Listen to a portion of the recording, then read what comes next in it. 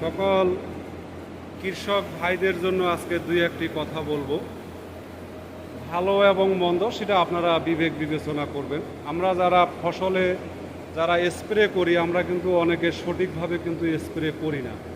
Spray করার সঠিক নিয়মটা হচ্ছে এই যে গাছ থেকে অন্তত 1 ফিট উপরে এই মেশিনের এই যে নালাটা রাখতে হবে, এবং এই নালা দিয়ে যে পানিগুলো বের হবে সেগুলো এরকম কুয়াশার মতন যেন পানিগুলো বের হয়, এবং এই পানিগুলো যেন প্রত্যেকটি পাতায় পাতায় যেন লেগে থাকে। যখন প্রতিটি পাতায় পাতায় এই যেভাবে পানিগুলো লেগে থাকবে, তখন আপনার রেজাল্ট কিন্তু অনেকটাই ভালো হবে। অনেক কৃষক বলে আমি স্প্রে করি কিন্তু আমার রেজাল্ট ভালো হয় না। অনেক কৃষক বলে যে তখন বলে যে ওষুধটা 2 নম্বর বা ভালো না, এইরকম ধরনের তখন বিভিন্ন ধরনের কথাবার্তা বলে। কিন্তু হ্যাঁ, ওষুধের বিষয়টা একটা আলাদা আছে। আপনি যখন স্প্রে করবেন, আপনি যদি গাছের মধ্যে এইভাবে স্প্রে করেন, এভাবে স্প্রে করলে রেজাল্ট আপনার অনেকটা কিন্তু কম হবে, এবং রেজাল্ট খুব একটা ভালো নাও হতে পারে। তাই একটা জিনিস খেয়াল রাখবেন, যখন আপনি স্প্রে করবেন, স্প্রে করার সময় আপনার যেন পানিটা এইরকমভাবে প্রত্যেকটি গাছে গাছে যেন লেগে থাকে। এটা আমার মনে হয় যে সঠিক পরামর্শ। এরপরেও আপনারা ভালো মন্দ যাচাই বাছাই করবেন।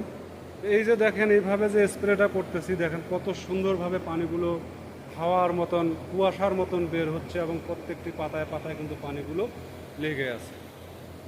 এখন আমাদের যখন স্প্রে, একটা কৃষক যখন একটা কৃষি করে, একটা ফসল করে, সেখানে কিন্তু অনেক খরচ, অনেক ব্যয়বহুল খরচ হয়।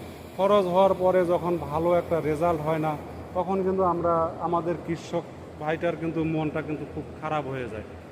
তো খারাপ হওয়ার কারণ এত কষ্ট করে এত পরিশ্রম করে ফসল করার পরে যদি ফসল ভালো না হয়, তো মন খারাপ হওয়ারই কথা। তাই আমি বলবো যে কৃষি যারা আমরা করি তাদেরকে একটু সচেতন হতে হবে, এবং কিছু বিবেক বুদ্ধি খাটায় আমাদেরকে কাজ করতে হবে। তো ইনশাআল্লাহ আশা করা যায় যে এইরকমভাবে যখন আপনারা স্প্রেগুলো করবেন, তখন আপনাদের রেজাল্ট অনেকটাই কিন্তু ভালো হবে। অনেক ভাইয়েরা বলে আমার কৃষিতে অনেক লস, লাভবান হতে পারতেছি না, স্প্রে করতেছি ভালো রেজাল্ট হচ্ছে না। কিছু কিছু ভুল আমরা নিজেরাই করি। আমরা সঠিকভাবে সঠিক সময়ে সুষম সার ব্যবহার করি না, সঠিক সময়ে সঠিক স্প্রে করি না। স্প্রে করতে আসলে তাড়াহুড়া করে স্প্রে করে দিয়ে আমরা কিন্তু চলে যাই। কিন্তু না, সেটা ঠিক নয়। আপনি যখন পয়সা দিয়ে ওষুধ কিনবেন, তখন আপনাকে ধীর স্থিরভাবে সঠিকভাবে আপনাকে কিন্তু স্প্রেটা করতে হবে। কেননা আপনি যখন স্প্রেটা সঠিকভাবে করবেন, প্রত্যেকটি পাতায় শিরা উপশিরায় যখন আপনার ওষুধটা যখন যায় পৌঁছাবে,